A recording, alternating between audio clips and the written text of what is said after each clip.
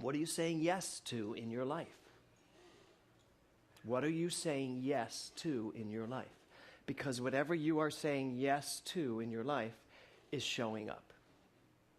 It really is that simple. This song is quite a metaphysical treasure because it really does say to us, what you say yes to shows up. So what are you saying yes to in your life? And that can be a myriad of things. You can be saying yes to uncertainty. You can be saying yes to stagnation. You can be saying yes to opportunity. You can be saying yes to love. You can be saying yes to being alone. What are you saying yes to? And they're simple. It happens constantly in your mind. Every moment you're saying yes to something. But I don't know that we're always conscious of exactly what we're saying yes to. So the question has to be, what is it to say yes? What does it mean to say yes? Is yes just this affirmative? It's so easy to just say yes. How many people say yes to too many things in life? Right? My husband wrote me this beautiful letter once when he thought I was really overextending myself. And he wrote me this beautiful, and I hold on to it. It's in my, it's clear, near me at all times. It's this beautiful thing he wrote saying, the power of no. And it was about the power of no, right? So, but it was about the power of me saying, the power there is in my saying no to what I need to say no to. But what I came to understand was no to something is yes to something else. No to this is really a yes to myself. When I say no, I'm not interested in this, I'm saying yes to what I am interested in. I had a great conversation with John Livesey, and we had this very conversation this week about something I was going to do that he didn't want to do. And I actually wasn't so sure I wanted to do it, but he was clear he didn't want to do it. And so he was saying no to this and yes to himself. And I said yes to that. And there you go. And when you really look at your life, you have to ask yourself, am I saying yes to what I want to say yes to? As I see the two of you sitting here, the two of you have such a beautiful marriage, and you say yes to that marriage every day. These two, they wake up every day and say to each other, I love this. Can I tell them this? Get out of bed, go to work. No. Every morning they wake up and say, what do you say? Today is the best day ever. That's saying yes. How many of you wake up every morning, turn to your partner and say, today is the best day ever? And there you have it. So, this is really a very important thing today, isn't it? What are you saying yes to, Barbara Niles? That's okay. You can just think about that answer. What are you saying yes to? And I wanted to say her name because it's interesting. As soon as I say, what are you saying yes to, Barbara Niles, it's no longer just this idea of saying yes. It's, no, Barbara, what are you saying? Barbara, what are you saying yes to? John, what are you saying yes to? You know? I mean, really. Lori, what are you saying yes to? Judith, what are you saying yes to? Don, what are you saying yes to? You have to ask yourselves, bless you, and bless you, because there's three. There you go. So, what are you saying yes to? I hope you're starting to think what those things are. I say yes to this center. I said yes to starting a center. Doug brought my whole history to the forefront of my mind just now. I said yes to, I wanted to do more than just be the Dr. Walker singer.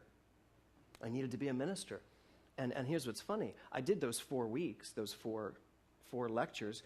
And when I was done those 4 lectures, I was happy I did it. I was like, well, this is fun. It's not it, though. This isn't it.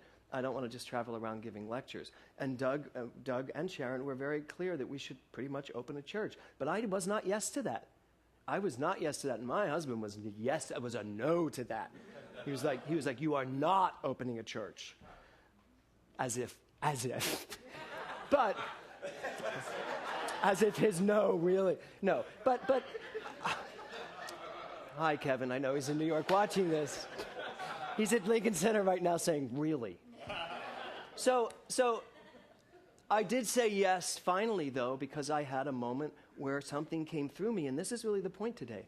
I was at a Asilomar, and I was watching someone speak, and I just had this flurry of yes. And it was like, oh, my God, you really are going to need to open a church.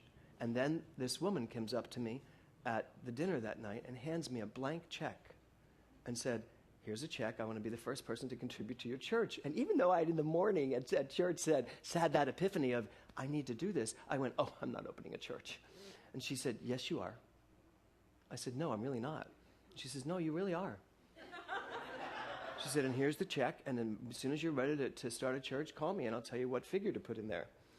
And she was the first contributor to this church, because very shortly after that, actually on my way home from Asilomar, I called Doug and Sharon, who were on their vacation somewhere, and I said, I'm going to open a church. And I hear Doug screaming, he's going to open a church! And that's how this center came into being, really. There's something inside of you that is ready to say yes. And there's something inside of you begging you, literally pushing against you to say yes to whatever that is. I don't know what it is for you. I don't know what it is for me at times. There's something right now happening in me that I know is just pressing up against me saying, it's time. It's ready. You're ready to say yes to this. And I don't have to know what it is yet. Rita and Patrick, they've said yes to something extraordinary, to move to the Garden Island of Kauai and open a center, to leave the comfort and the joy of working with me.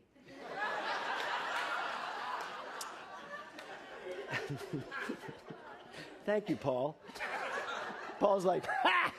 And go to Kauai and open a healing center. And I am just so excited about that. I really am. So let's go to Ernest Holmes. Ernest Holmes says, mind can take our thoughts only the way we think them. Mind can take our thoughts only the way we think them. It has no alternative. Your mind has no alternative but to answer exactly the way you put the thought in. If you say yes, it has to give you a yes. Now, the problem is we get involved with the timeline. We say yes, and it doesn't show up in the next second. And we're like, well, apparently that was the wrong yes. It's about faith. I mean, and Doug was right too. Yesterday, 24 Hours of Madness, I was running on no time, no sleep whatsoever, and I was 3 hours later because I was just coming back from New York on Friday. And as of yesterday at 6 o'clock, Bob Morrissey directed my piece. It was just, we really had great faith, didn't we, Bob? We did. And I can only tell you that by the time that my scene went up, which was last at like 9:45, they were extraordinary. They went through that as though they'd been rehearsing it for months and actually said the words I wrote. It wasn't even a lot of paraphrasing. It was really extraordinary. What makes that happen? How does that happen? It happens because someone said yes. Bob said yes to directing it, I said yes to writing it, and 3 actors said yes to learning it all in 24 hours. And actually, no, the actors have to learn it within like 12 hours. From 7 a.m. till 8 p.m. that night. So what are you saying yes to? Because what you say yes to is going to show up. Because Ernest Holmes goes on to write this. He says, if I say I am unhappy, the law says you are unhappy. Now, can it get any simpler than that? If I'm saying to myself, I am successful, the law is saying you are successful. And if I'm saying, oi, I'm not doing so well. Because that's how I talk to myself when those thoughts come. If I'm saying that to myself, then the law is saying that too. So then we get into this conundrum of, but wait, what about when my life is kind of a mess? Am I supposed to just stand there and saying, it's all good, it's all God, everything's fine?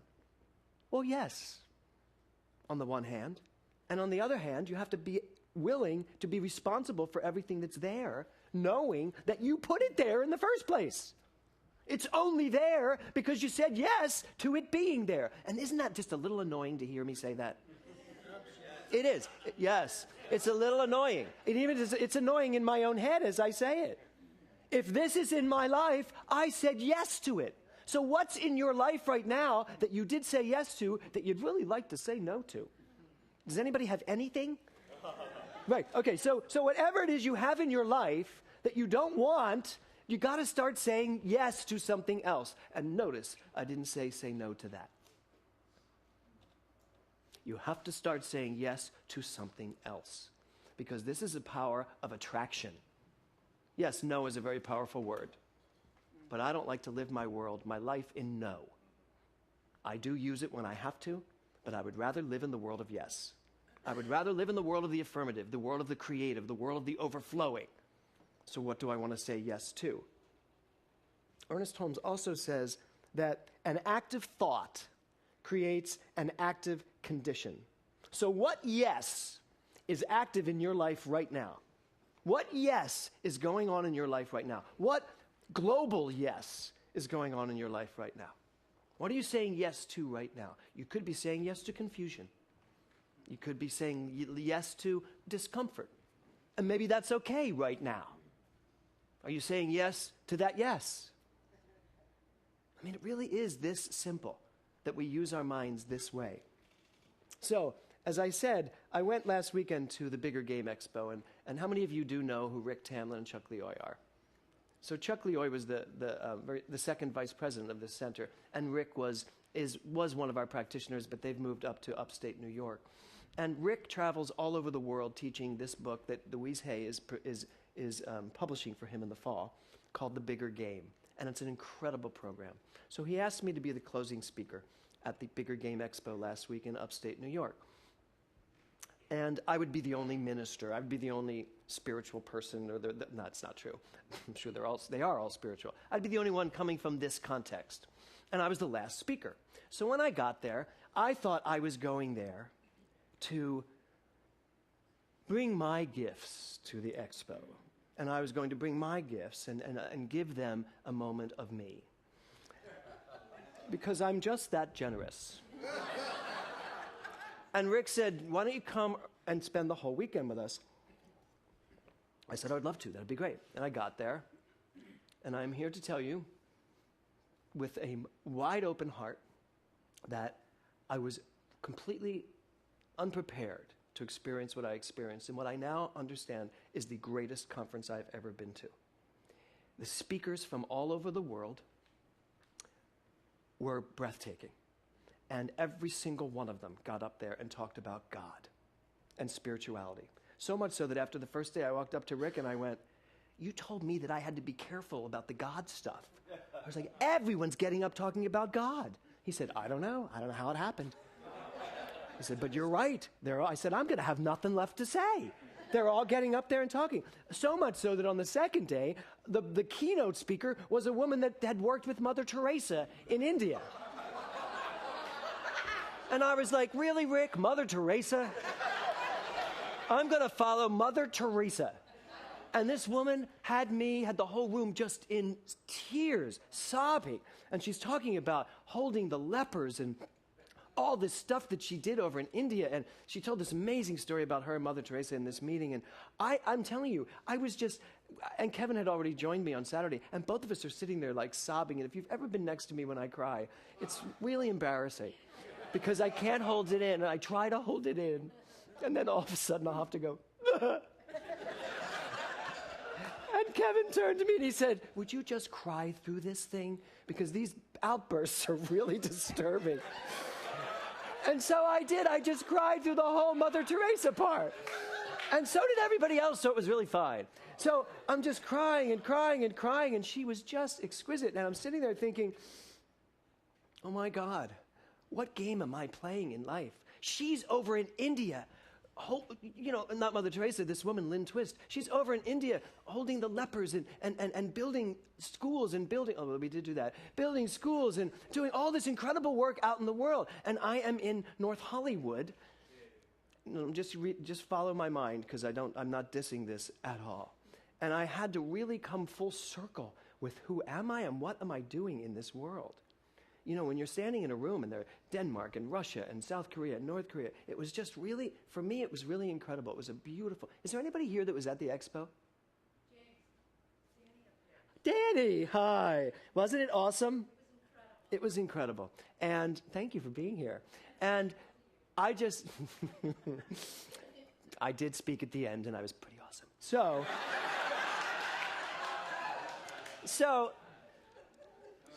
But I'm here to really tell you today that it cracked me open. And it's not an accident. No. Oh, you're right. I got to just cry through these things. You know, I used to watch ministers cry and it used to bug me. I'd be like, oh, come on, just talk.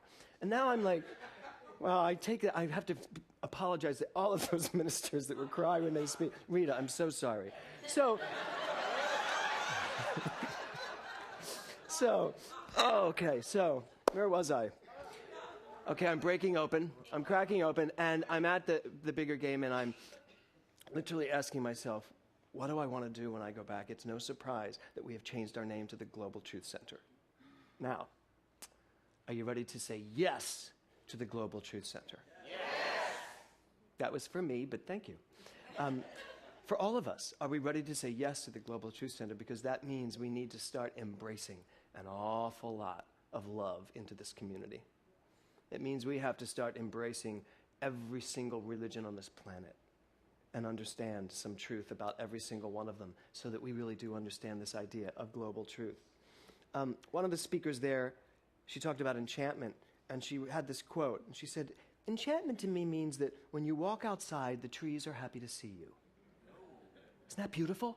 I cried instantly. I was like, oh my God, my oak tree. I was like, but there is an experience of when you step outside the door and feel that you are one with everything and you don't feel separate. And what happened is that took me to New York. And I went to New York City and I was supposed to leave on Wednesday, but I didn't know my ticket was for Wednesday. I thought it was for Thursday. So when I went to tell the car service to pick me up, they said, when do we pick you up? I said, apparently this morning. And I missed my flight. So then I had to wait and go on Thursday, but I didn't. Something came up, and I stayed till Friday. And you know, I was not a New York City person anymore. But let me tell you, after this weekend, I walked through New York City, and I was one with everyone. I was smiling. I could feel it. It was like I didn't want to smile as much as I was smiling, but I was smiling, and people smiled back. And of course, I found myself behind this woman. If you're in Troward, you've heard this. This woman dragging this little child along, and I was right behind them, and it's a nanny, and she's dragging this child, and the little child's walking by and go, hi, hi, hello, hi, to every person that walked by. And I'm just cracking up, and the woman's so embarrassed. The adult is like, honey, they don't know you. And she's just like, I don't care, hi, hi. And it was just amazing, so much so that I got to in front of her. I wanted to get in front of her. I wanted her to say hi to me. I was behind her. And I walked all the way around in front of her, and she just stopped, and she went, well, hello. And I was like, oh my God, you know what? I said yes to the trees showing up to say hello to me, and they did. So really, we go back to what are we saying yes to? I said yes to experiencing New York City in a different way. I even took the subway and wasn't annoyed. It was amazing. And it was crowded. It was really crowded. And I went up to buy a Subway. I don't know how they do those things anymore. But the guy didn't want to sell me a token because they don't have tokens. Didn't want to send me whatever. So he sent me over there. I bought the wrong one. I brought it back. And I'm still in a good mood. Smiling, cheerful. Handed it to him. And he said, you bought the wrong one. I went, I know. He said, okay, just go through the turnstile. As opposed to, buy another one. No, because what you say yes to must reciprocate in your life. The other thing that was said at that very first talk was this quote, the challenge in life is to risk the happiness for the joy. Now just think about that for a second. Risk your happiness for your joy. Happiness being an experience, joy being the truth. And that came back to this center for me. I said, because I'm happy here. I'm happy here. I'm happy in this room. I'm happy in this theater. But I believe there's more joy for me to experience in my life. I believe and then when Lynn Twist came up and started talking about Africa and India and the lepers, and I was like, okay, oh my God, we are in such a tiny little corner of the sky, Pippin. Tiny, tiny little corner of the universe. And there's so much out there, and I want it all. I want to experience it all. And I really got that. Am I willing to sacrifice my happiness in order to step into my joy? And the answer is yes. And when she said that, I knew. And she asked this question. She says, there's something you need to be for your bigger game to come forward. There's something you need to be for your bigger game to come forward. And I was very clear that the only thing I needed to be was God. There's not something I have to become. There's not something I have to do. There's not some course I have to take to get better at something. I just have to be God more. I have to be God more of the time. I have to be willing to see God everywhere, in everyone, to love only, forgive everything. I have to be willing to do that. That's how I play my bigger game. And then there was a beautiful man there, Charles Holt, and who sang it as our church here. Charles Holt, and he was one of the speakers, and he was just incredible. And he said this, he said, life really isn't about you. He said, it's not about you, it's about what comes through you. And then what becomes you. And I thought to myself, oh my God, it's not about me, it's about what's coming through me. And it's not even about what's coming through me. It's about me allowing myself to be what's coming through me, if I take it to the next step. I was giving a talk called Answering the Call, and Charles talked about how when he got Lion King, he had let the call go to voicemail because he hadn't thought he got it. And he didn't know he got it for hours and hours and hours. And I just thought to myself, how perfect. How many of us let all of those yeses coming up go to voicemail? Sure. How many of us don't answer the yes when it comes up? How many of us know that there's something we want to say yes to, and we just say, let that go to voicemail, I'll pick it up later when I have time? Really good question, and I had to ask myself, what am I saying yes to, and am I actually saying yes, or am I putting it off? Am I holding it off? As I said right before I left 2 weeks ago, I want to read this quote again, Eckhart Tolle. It is not uncommon for people to spend their whole lives waiting to start living. People spend their whole lives never consciously saying yes and just letting life take them along. But you know what? You're sitting in this theater for a reason today. You're sitting here today because we all came here today to hear this understanding that if I just say yes, it will show up. If I just say yes to life, to my life, it will be exactly what I expect it to be. For me, saying yes is saying yes to my identity as God. And then Aubrey Lynch, who's this beautiful dancer from Lion King, he was the assistant choreographer, assistant dance captain, and an Alvin Ailey dancer, and just beautiful. He got up and he was having this great talk about starting a new school in Harlem. I'm telling you, it was so schizophrenic over the weekend. Every time someone got up and talked, I was moving to Harlem to teach dance. I was going to India to hold the lepers. Every time they talked, I went, that's me, I got to do that. Every single time. Thank God I was the last speaker. Because I was able to really put it all together and say, no, I'm God. And as such, there's my bigger game. There's my bigger game. But when he was up there, he said, when I danced, you cannot tell me that I was not God on earth. And he was so emphatic when he said it, and everybody applauded, and the tears were flowing. And it was like, when I danced, you cannot tell me that I was not God on earth. And I know many of us in this room have had this experience of when something happened, you cannot tell me this isn't God, that I am not God. Here's our journey, though. It also has to happen when you're sitting eating your meal, or when you're washing the dishes, or when you're talking to a client, or when you're just sitting with yourself, reading a book. That's the real deal. When you can sit, no matter where you are, and in the challenges of life, when you can sit in a challenge and still know that you are God. That's the bigger game. And the bigger game, by the way, is not this idea that there's this big thing for you to do. I had to really get clear on that. It's not that my bigger game has to be go to India, or it has to be go to Africa and do anything anywhere else other than right where I am. Am I willing to play the bigger game in this moment of my life? Meaning, am I willing to step into a higher consciousness and see Stephanie as God so fully, so vibrantly that this moment is my bigger game? This moment is my bigger game. I don't need to go to India to find my bigger game. You don't need to go anywhere to find anything, because everything you could possibly find is right where you are. The bigger game is understanding that. So, Lynn Twist, the woman that worked with Mother Teresa, she calls herself a global activist, and she wrote a brilliant book called The Soul of Money. She said this, she said, all crises come from the crises of the consciousness of our species. Now talk about someone getting up and speaking science of mind. All crises come from the crises of the consciousness of our species. What that means is that there is a consciousness, there is a global consciousness right here in this room today. There's a consciousness in this room. And every single one of us are tapped into it.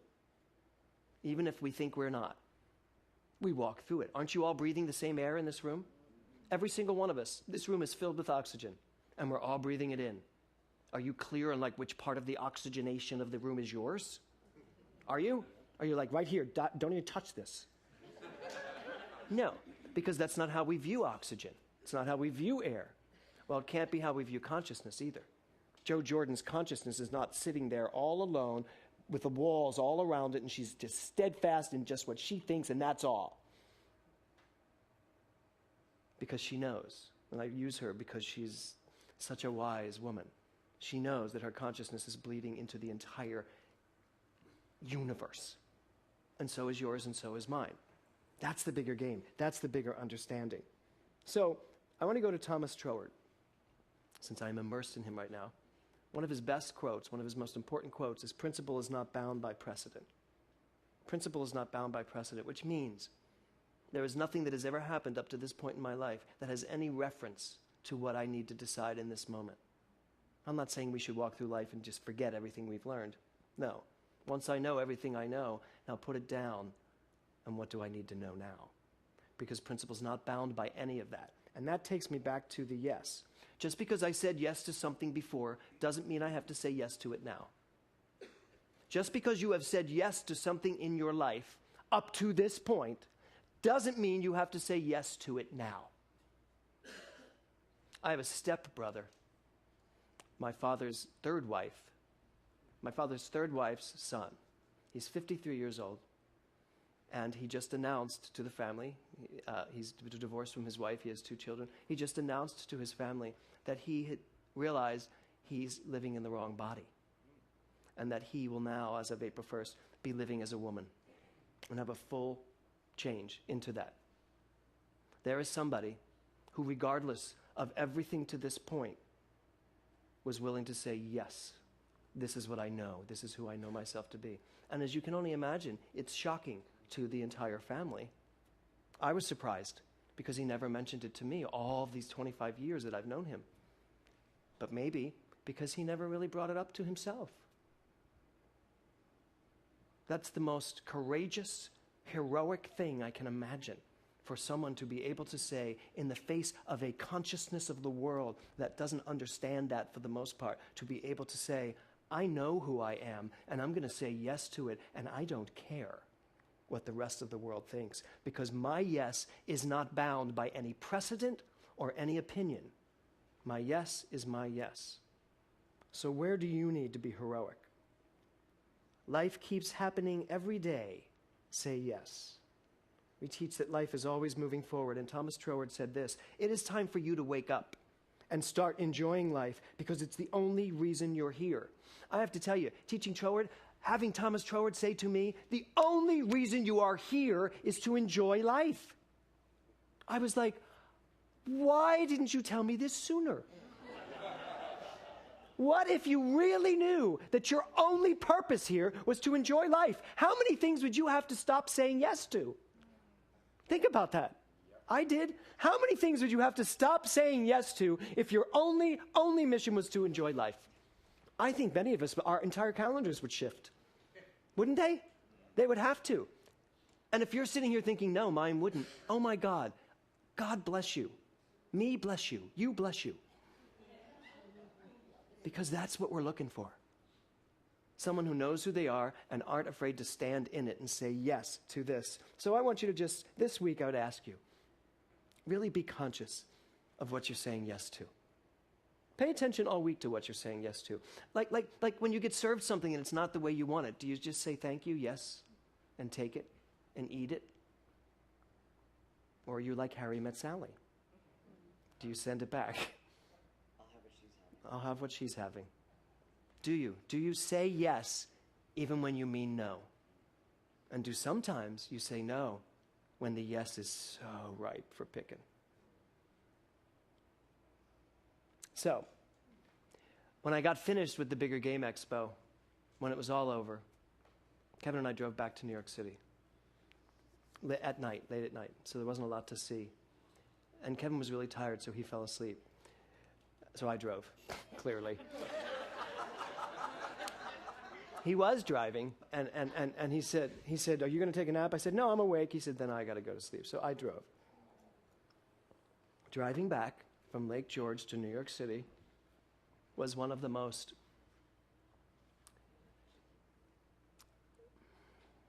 introspectively brilliant times of my life. I had all this stuff going on in my head. I had all these feelings going on in my heart. I had Kevin sleeping next to me. I was in New York State, and I could see some of the greenery and things as I was going by it. I want to try to explain this, how I felt it. There weren't a lot of cars on the road. And as the car was moving, I knew I was moving. And the earth seemed to be standing still, but I knew it wasn't. And all of a sudden, as I was driving, I felt my heart just expand through Kevin, through the car, out into everywhere I was driving, just as I was driving. And we got over the George Washington Bridge, and as we went over the bridge, the metaphor for me, I'm going over the bridge. I'm really finally going over the bridge. Everything I've taught up to this point in my life has landed. And I'm ready to make enjoying my life the most important thing to me. And in doing that, I'm going to be able to bless everyone and everything that I come into contact with. I got out of the car, and Kevin took it to park, and I went upstairs, and we're in this beautiful 41st floor of this beautiful high-rise overlooking Lincoln Center, all glass. And I walked into the room, and it was dark, except it was light because it's all glass, and the city never sleeps. And I just stood there in the middle of the room, realizing that I was high above it all, standing there, just looking out my window, seeing New York City. And I could see all angles of it because there's really glass everywhere. And I just stood there, and the tears poured down. And I just thought, if this is what it is to be God, I never want to be anything else. And if my bigger game is to spend the rest of my life making sure that every single person knows that they are God, then use me. Take me wherever you want to take me, and I will be there. So I invite you today to make a choice, a conscious choice, to say yes to letting that much more of God come up through you. Because I can only tell you, what my greatest wish for you is that you have moments like that where you are so clear that you are God, you are so clear that you can do anything, you can accomplish anything, you can be anything, that your heart just explodes into this magnificence of love. That's what I wish for you. And that's where I see the Global Truth Center going. That's our bigger game, and I'm ready to play it. Namaste. Ah.